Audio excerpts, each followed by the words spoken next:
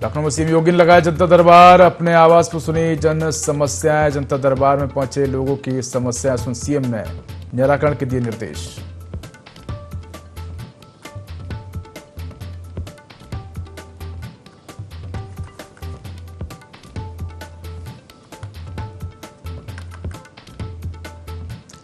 रायबरेली में ग्रामीणों को दिखी एक नई रहस्यमयी सुरंग से मिले प्राचीन अवशेष। ग्रामीणों ने सुरक्षा की उठाई मांग।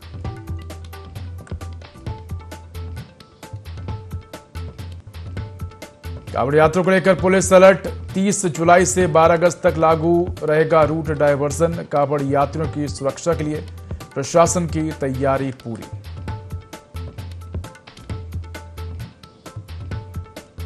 उन्नाव में उत्पीड़न से तंग आकर युवक ने की आत्महत्या। मौत से पहले बनाया 4 मिनट का वीडियो। पत्नी और साले को ठहराया जिम्मेदार।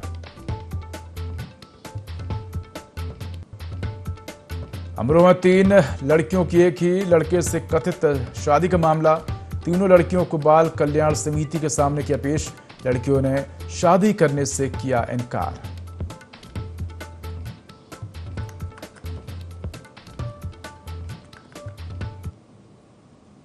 नमस्कार, मैं उदय ND24 में आपका स्वागत है। बुलेटिन की शुरुआत करके तमाम बड़ी खबरों के साथ बड़ी खबर लखनऊ से। जब सीएम योगी ने लगाया जनता दरबार।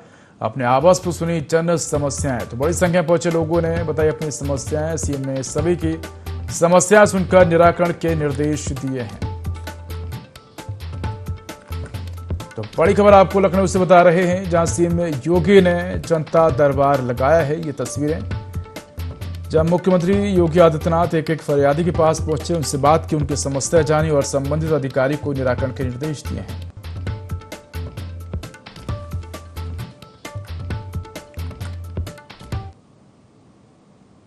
बड़ी खबर गोरखपुर से है, जहां गोरखनाथ मंदिर में गुरु पूर्णिमा महोत्सव की भव्य तैयारी। सीएम योगी निभाएंगे गुरु और शिष्य दोनों की भूमिका। तो सुबह 5 बजे से शुरू होगा विशेष पूजन और रोट अर्पण कार्यक्रम। मंदिर परिसर में के देव विग्रहों और समाधियों पर होगी विशेष पूजा। श्री राम कथा की पूर्ण आहुति। शिष्यों को मिलेगा आशीर्वाद। दोपहर 12:30 बजे होगा सहभोज। निभाई जाएगी गुरु शिष्य परंपरा।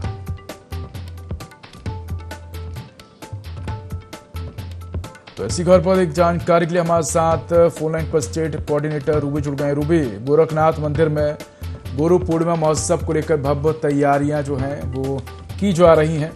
अगर देखा जाए तो 29 तारीख को गुरु पूर्णिमा का महोत्सव मनाया जाएगा और मुख्यमंत्री योगी आदित्यनाथ वहां पहुंचेंगे और गुरु और शिष्य की भूमिका में नजर आएंगे। गुरु पूर्णिमा पे खास तौर से आयोजन करते हैं और इस बार भी गोरखपुर मंदिर में शुरुआत करेंगे और पूर्णिमा महोत्सव का भव्य आयोजन होगा। और ये भी बता दूं कि सीएम योगी आदित्यनाथ पूर्णिमा पे शिष्य और गुरु दोनों की भूमिका दिखाते हुए नजर आएंगे। और ऐसे में कहा जा सकता है कि शिष्य के रूप में महायोगी गुरु गोरखनाथ एवं ब्राह्मणीन जो भी गुरु हैं उनके तरीके से पूरा पूजा अर्चना की जाएगी। और खास तौर से सुबह 5 बजे से लेकर गोरखनाथ मंदिर में पूरा अर्पण और दर्शन का तैयारी की जाएगी।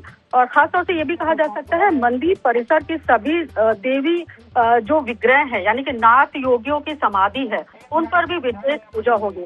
हालांकि ये जो समय तय किया गया है उसमें सुबह 6:30 बजे से सामूहिक आरती का आयोजन किया जाएगा। और इसके साथ ही साथ 23 जुलाई से चल रही 7 दिवसीय श्री राम कथा है जो उसकी पूरी तरीके से पूर्ण आहुति दी जाएगी। तो कहा जा सकता है कि अब जो गुरु पूर्णिमा है खास तौर से योगी आदित्यनाथ तो गुरु पाती जरूर लिख रहे हैं। इस बार भी हर बार योगी आदित्यनाथ सीएम संदेश एक जरूर देते हैं गुरु पाती की तरफ से। और इस बार भी उन्होंने इसी में ही यही मेंशन किया है कि गुरुओं को सम्मान किया जाए। और लगातार इस बार भी दोबारा इस तरीके से गुरु पूर्णिमा पे उन्होंने एक बार फिर से पाती लिखी है। ये एक बात और कहने लायक होगी कि गोरखपुर में खासतौर से जब योगी आदित्यनाथ पहुंचते हैं तो निश्चित तौर पे वहाँ के जो मंदिर दर्शन होते हैं या ये कह सकते हैं कि वहाँ के जितने भी पुजारी होते हैं इस बात का इंतजार जरूर करते हैं कि योगी आदित्यनाथ जब पहुंचेंगे तो पूरे तरीके से आरती का आयोजन किया जाएगा और एक भव्य आरती होता है यहाँ पे हर बार। इस बार भी कयास सही लगाया जा रहा है कि इस बार भी काफी भव्य आयोजन किया जाएगा और इस आयोजन के तहत काफी तादाद में जनता भी शामिल होगी। हालांकि पहले जो प्रोग्राम होते तो उसमें जनता को शामिल नहीं किया जाता, लेकिन इस बार जरूर शामिल किया जा रहा है। धन्यवाद रूबी तमाम जानकारी के लिए।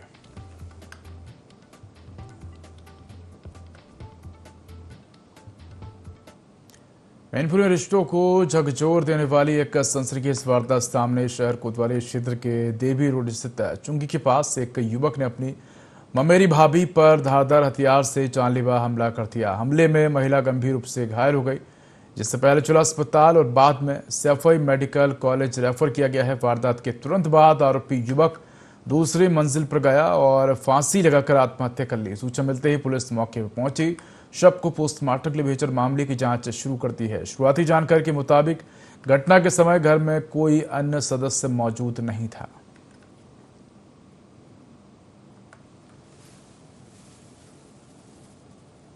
दिल्ली गऊ, एक बच्चा मरता आ देव गऊ, ये दुकान में चले गए थे।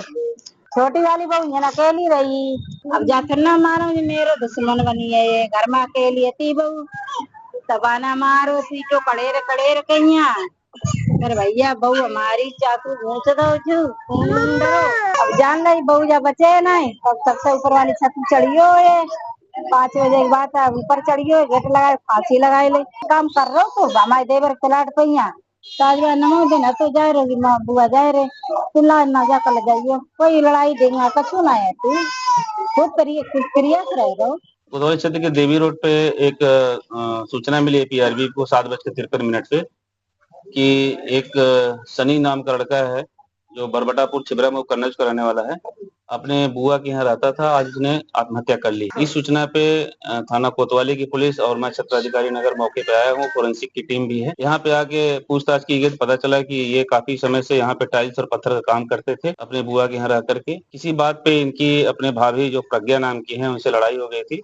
लड़ाई में ही कुछ कट्स के निशान इन्होंने मारे हैं अपने भाभी को, जो घायल अवस्था में सैफई इलाज के लिए जा रही हैं। और ऊपर आके देखा गया है दरवाजा तोड़ करके ये मृत अवस्था में पंखे पर लटके हुए मिले हैं। शव को फोरेंसिक टीम से दिखा करके पंचायतनामा कराने के उपरांत पोस्टमार्टम में भेजा जा रहा है। जो भी तथ्य प्रकाश में आएंगे उसकी गहराई छानबीन कर अग्रिम वैधानिक कार्रवाई सुनिश्चित की जाएगी। और गोरखपुर से है, जहां गोरखपुर के पिपराइच सीएचसी में विवाहिता मुस्कान की मौत के बाद जमकर हंगामा हुआ है।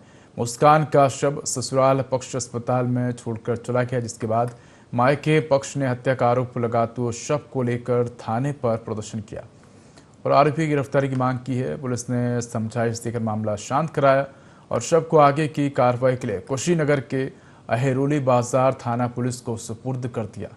पुलिस का कहना है कि मामले की जांच की जा रही है और पोस्टमार्टम रिपोर्ट और जांच के आधार पर आगे की कार्रवाई की जाएगी।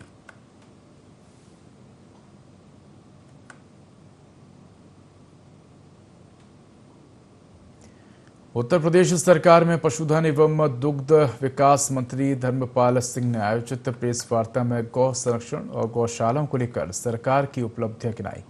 उन्होंने कहा कि योगी सरकार ने गौवंश के संरक्षण और उनके बेहतर रखरखाव के लिए कई महत्वपूर्ण कदम उठाए हैं।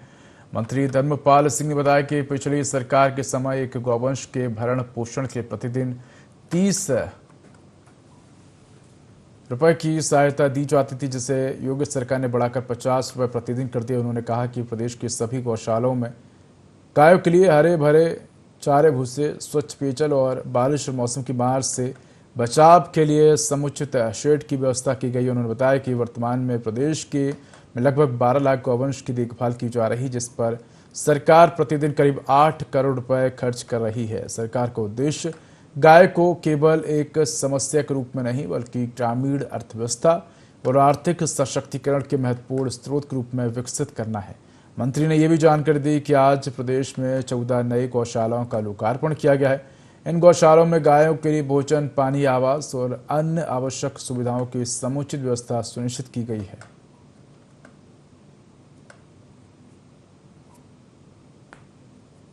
सरकार की प्राथमिकता है निराश्रित गौवंश किसानों के खेतों में, सड़कों पर दिखाई न दे। इस ओर पशुपालन विभाग निरंतर अग्रसर है और आज 14 गौआश्रय स्थल का लोकार्पण किया गया है, जिसमें मेरे साथ मई राज्य मंत्री कृष्णा पासवान, एसीएस विशेष सचिव, दोनों डायरेक्टर और तमाम अपने पशुपालन विभाग के अधिकारी यहाँ उपस्थित हैं। इस समय मैं बधाई देना चाहूँगा उत्तर प्रदेश के मुख्यमंत्री योगी आदित्यनाथ जी को। उन्होंने गौपालन पर पूरा ध्यान देने का काम किया है। पिछली सरकार में गाय के लिए भरण पोषण के लिए 30 रुपये दिए जाते थे, योगी सरकार में 50 रुपये कर दिए और बड़ी गौशालाएँ बनाकर जिसकी कीमत 1,60,12,000 रुपया है, आज 14 गौ आश्रय स्थलों का लोकार्पण किया गया है। और विभाग की समीक्षा में निर्देशित किया गया है कि किसी भी गौशाला में गाय भूखी ना रहें, हरा चारा, भूसा, पानी की व्यवस्था, प्रकाश की व्यवस्था और बरसात से बचाव के पूरे प्रबंध किए गए हैं। तो उत्तर प्रदेश में रोज योगी सरकार का ये हमारे 750 गौ आश्रय स्थलों में लगभग 12 लाख गायें संरक्षित हैं, जिसमें एक दिन का खर्चा लगभग 8 करोड़ रुपया आता है। तो इस तरीके से समस्त उत्तर प्रदेश में पशुपालन विभाग गौ संरक्षण में अग्रणी है और गाय अब समस्या नहीं रहेगी, गाय हमारी आर्थिक समृद्धि का स्रोत होगी, ऐसी विभाग की कल्पना है और इस ओर विभाग अग्रसर भी है।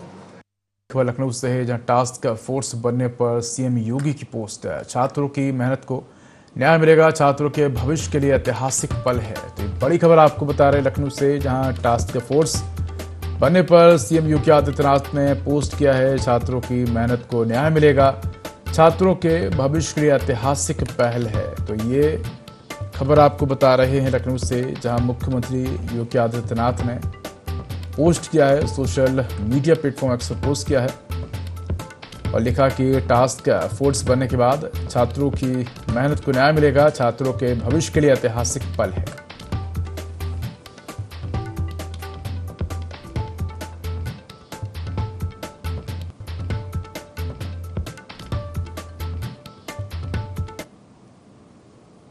बड़ी खबर लखनऊ से है, जहां हाईकोर्ट की लखनऊ पीठ सख्त सभी जिलों की चिकित्सा सुविधाओं का ब्यौरा तलब किया है। सरकारी अस्पतालों के वेंटिलेटरों की रिपोर्ट मांगी है। तो सरकार के हलफनामे में कमियां पाई गई हैं। कोर्ट ने नाराजगी जताई अधिकारियों को 6 अगस्त को पेशी का आदेश दिया है। तो अगली सुनवाई 6 अगस्त को होगी। ये बड़ी खबर आपको लखनऊ से बता रहे हैं, जहां हाईकोर्ट की लखनऊ पीठ सख्त सभी जिलों की चिकित्सा सुविधाओं का ब्यौरा तलब किया है। तो सरकारी अस्पतालों के वेंटिलेटरों की रिपोर्ट मांगी है। सरकार के हलफनामे में कमियां पाई गई हैं।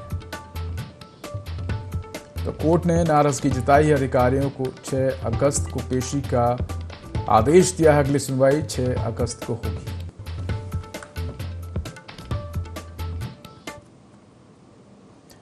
अमरोहा में एक दूल्हे और 3 लड़कियों के कथित शादी का मामला अब नया मोड़ ले चुका है। सोशल मीडिया पर वायरल हुए इस मामले में तीनों लड़कियों को बाल कल्याण समिति यानी कि CWC के सामने पेश किया गया, जहां उन्होंने अपना पक्ष रखा।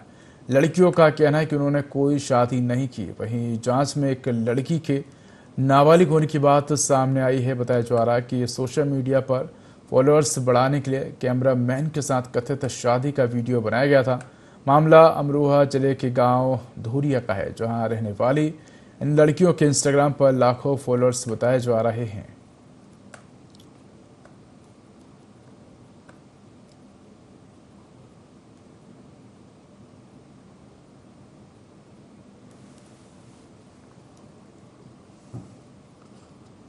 बड़ी खबर पीलीभीत से है, जहां करंट लगने से छात्र की मौत। इलेक्ट्रॉनिक का काम करते समय हादसा हुआ है। तो बता दें कि अस्पताल पहुंचने से पहले ही छात्र ने दम तोड़ा है। पुलिस को तहरीर का इंतजार, जांच जारी। तो खबर आपको बता रहे हैं पीलीभीत से, जहां करंट लगने से छात्र की मौत हो गई है। बता दें कि इलेक्ट्रिक काम करते समय यह हादसा हुआ है। अस्पताल पहुंचने से पहले ही छात्र ने दम तोड़ा है। पुलिस को तहरीर का इंतजार, जांच जारी है।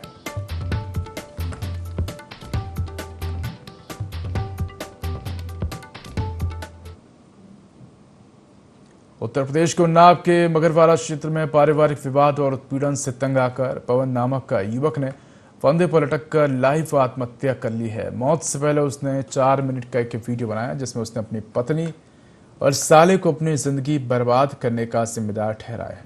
घटना के वक्त माता पिता घर के बाहर थे और जब वे अंदर आए तो उन्होंने युवक को फंदे पर लटका हुआ पाया और पास रखे मोबाइल पर वीडियो रिकॉर्डिंग चल रही थी। सूचना मिलने पर पुलिस ने मौके पर पहुंचकर शव को पोस्टमार्टम के लिए जिला अस्पताल भिजवाया है। मृतक के पिता की तहरीर पर पुलिस ने पत्नी, सास, साले और साले के खिलाफ आत्महत्या के लिए उकसाने का मामला दर्ज किया है और पीड़ित परिवार ने सभी आरोपियों के खिलाफ कड़ी कानूनी कार्रवाई की मांग की है।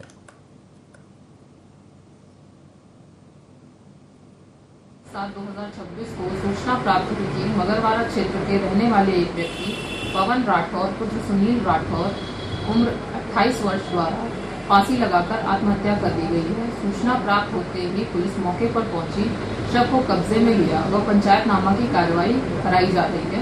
घटना की जांच जारी है। आरोपियों की पुष्टि होने पर अग्रिम विधिक कार्रवाई कराई जाएगी।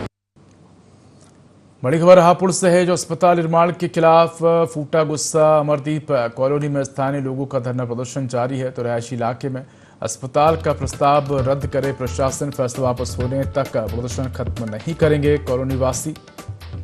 तो हापुड़ नगर कोतवाली क्षेत्र रेलवे स्टेशन रोड का ये मामला है। बड़ी खबर आपको हापुड़ से बता रहे हैं, जहां अस्पताल निर्माण के खिलाफ गुस्सा फूटा है। तो अमरदीप कॉलोनी में स्थानीय लोगों का धरना प्रदर्शन जारी है। रिहायशी इलाके में अस्पताल का प्रस्ताव रद्द करने की प्रशासन से मांग की है। साथ ही कहा कि जब तक फैसला वापस नहीं होगा तब तक प्रदर्शन खत्म नहीं करेंगे।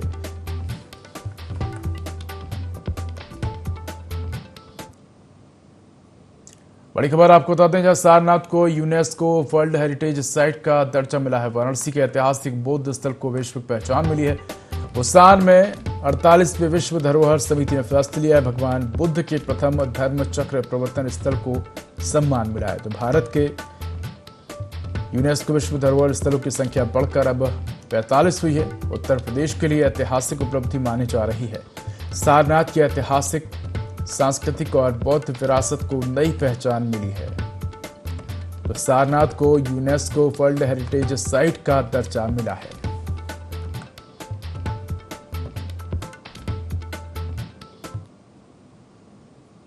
रायबरेली के सलोन कोतवाली क्षेत्र में पुलिस ने अवैध खनन के खिलाफ बड़ी कार्रवाई करते हुए ग्राम नायन में मिट्टी का अवैध खनन कर रही एक जेसी मशीन को सीज कर दिया है। क्षेत्र अधिकारी यादवेंद्र ने बताया कि मुखबिर से सूचना मिलने पर पुलिस टीम ने मौके पर छापेमारी की, जहां जेसीबी अवैध खनन में लगी मिली है। पुलिस ने मशीन को कब्जे में लेकर सलून थाने में सीज कर दिया है। मामले की विस्तृत रिपोर्ट आरटीओ और खनन विभाग को भेजी जा रही है, ताकि वाहन के दस्तावेजों, खनन की अनुमति और अन्य पहलुओं की जांच कर दोषियों के खिलाफ नियमानुसार कड़ी कार्रवाई की जा सके।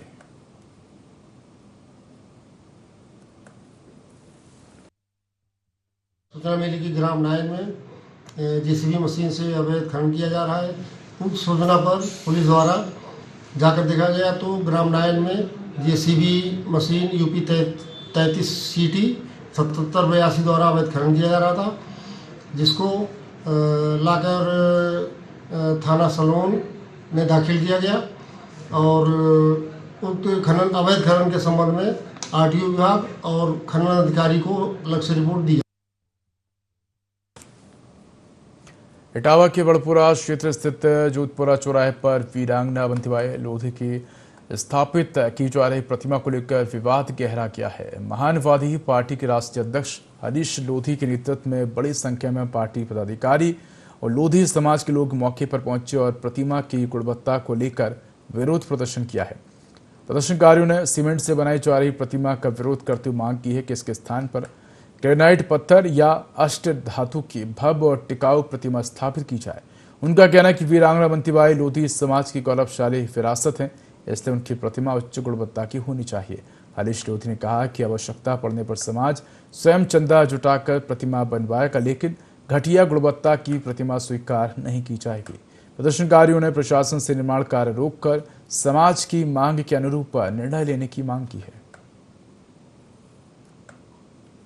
दिवाई है, हमारी राजपूत समाज की शान है। शान को बिल्कुल भद्दा किया जा रहा है, हम लोगों को छलावा किया जा रहा है। मैं चाहता हूं यहाँ पर संगमरमर की स्टैचू लगना चाहिए। अगर ये लोग नहीं लगा सकते हैं तो हाथ अपने खड़े कर दें। यहाँ की विधायिका हो या यहाँ का कोई भी हो, हमारा समाज यहाँ बहुत है और हमारा समाज लगा लेगा। हमारी मांग यही है, इसको काम को तुरंत रोका जाए। इस काम को तुरंत रोक दिया जाए और यहाँ पर संगमरमर की स्टैचू लगना चाहिए या फिर अष्टधातु की मतलब स्टैचू लगाएं। वीरांगना अवंतीबाई लोधी हमारे समाज की शिरोमणि, सब कुछ हमारे लिए तो वही है कि सीमेंट की मूर्ति बनाई जा रही है, जो कि मेरे हिसाब से आज के माहौल में बिल्कुल गलत है और इसको यहाँ की जनता की भी मांग है और मैं भी इस चीज़ की मांग करता हूँ कि ये संगमरमर की बनवाई जाए। अगर बनवाने वाले लोग जो भी बनवा रहे हैं, अगर इसको नहीं बनवा पा रहे हैं तो ना बनवाएं, हम लोग अपने इस तरह इसको बनवाएंगे। रायबरेली के हरचंदपुर थाना क्षेत्र के ओई गांव में मिली रहस्यमय सुरंग अब लोगों के आकर्षण का केंद्र बन गई। लेकिन हैरानी की बात यह है कि सुरंग मिलने के 4 दिन बाद भी प्रशासन ने मौके पर बैरिकेडिंग या सुरक्षा के इंतजाम नहीं किए हैं। जिला प्रशासन ने पुरातत्व विभाग को जांच के लिए पत्र भेजा है।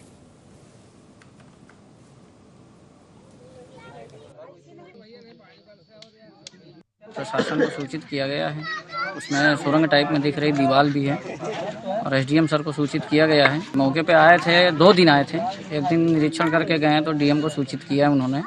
डीएम से बातचीत करने के बाद में वो मुझे खुदाई का और पुरातत्व विभाग को सूचित किया गया है डीएम के द्वारा, उन्हें एसडीएम सर के द्वारा मुझे जानकारी दी गई। कार्रवाई कुछ हुई नहीं है इसमें। इसको खुदाई के लिए हमने कहा है खुदाई करवाई जाए, इसकी अंदर क्या है क्या नहीं, क्या रहस्य है इसका कंफर्म हो।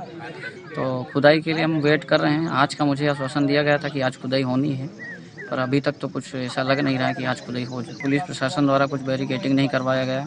लोग तो हजारों की संख्या में रोज लोग आ रहे हैं, देख रहे हैं और सर गड्ढे में कूद रहे हैं। मना करने के बावजूद गड्ढे में कूदते हैं। कोई हादसा हो गया, जनहानि हो गई तो उसकी भरपाई कौन करेगा? इसलिए प्रशासन को जल्द से जल्द इसकी बैरिकेडिंग करवानी चाहिए और इसमें इसके लिए कुछ ना कुछ उपाय उनको करनी चाहिए। और खुदाई, मैं तो कहता हूँ खुदाई जल्द से जल्द इसकी खुदाई करवानी चाहिए ताकि अंदर रहस्य क्या है वो कंफर्म हो सके। बड़ी खबर लखनऊ से है, जहां सुबह सपा प्रमुख ओपी राजभर ने एक्स पर पोस्ट किया है अखिलेश के बॉस हैं राहुल गांधी, तो कांग्रेस 20 सपा 19 अब कौन बड़ा। राहुल के धरने में किस बूते पकड़ रहे थे अखिलेश, पीडीए और मुस्लिम वोट बैंक पर भी निशाना साधा है। ट्विटर छोड़िए, जमीन पर आइए, राजभर की नसीहत, गठबंधन की शर्तें अब कांग्रेस तय करेगी। तो बड़ी खबर आपको लखनऊ से बता रहे हैं, जहां सुबह सपा प्रमुख ओपी राजभर ने अखिलेश यादव पर निशाना साधा है।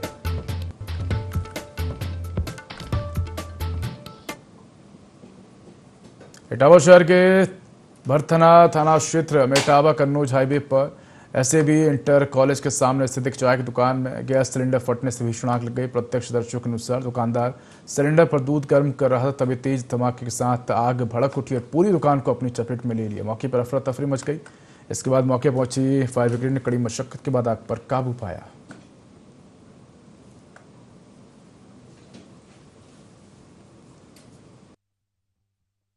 सिलेंडर दूध गर्म हो रहा था, हम लोग बाहर बैठे तो उसमें आवाज हुई तो फटाक फट गया। हम 2 लोग थे केवल, देखा गेट खोल के तो आग जल रही थी। बांदा में किसानों की समस्या को लेकर जदयू की प्रदेश उपाध्यक्ष शालिनी पटेल ने जिलाधिकारी को सीएम के नाम ज्ञापन देकर मांग की है कि किसानों पर बढ़ रहे बिजली बिलों की तत्काल कार्रवाई कराई जाए। जदयू ने यह भी मांग की कि विद्युत विभाग के अधिकारियों के तानाशाही रवैये पर भी रोक लगाई जाए।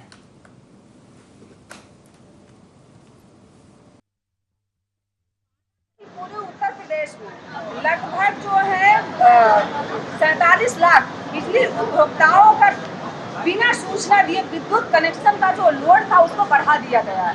ये गलत बात है। किसान मजदूर वैसे भी मारा जा रहा है, आप लगातार जो उनके कनेक्शन लोड बढ़ा दे रहे हैं और बिजली बिल जो है आप फर्जी वसूल रहे हैं। अगर किसान मजदूर नहीं दे पा रहा तो आप बिजली बिल काट देते हैं, नोटिस दे रहे हैं। हम अपनी सरकार से मांग करते हैं कि जो जिस एमडी ने ये प्रस्ताव बनाया है और उपभोक्ताओं का शोषण किया है उनका इस्तीफा लीजिए और जो विभाग के लोग इसमें सम्मिलित है उनके खिलाफ आप कार्रवाई करें।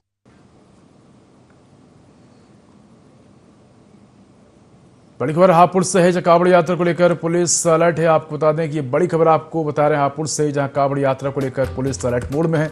30 जुलाई से 12 अगस्त तक लागू रहेगा रूट डायवर्सन। तो कांवड़ यात्रियों की सुरक्षा के लिए प्रशासन ने पूरी तैयारियां की हैं। आवश्यक सेवाओं के वाहनों को भी ऑनलाइन विशेष पास मिलेंगे। यातायात व्यवस्था को लेकर पुलिस ने प्लान बनाया, आमजन से नियमों का पालन और सहयोग की अपील की है।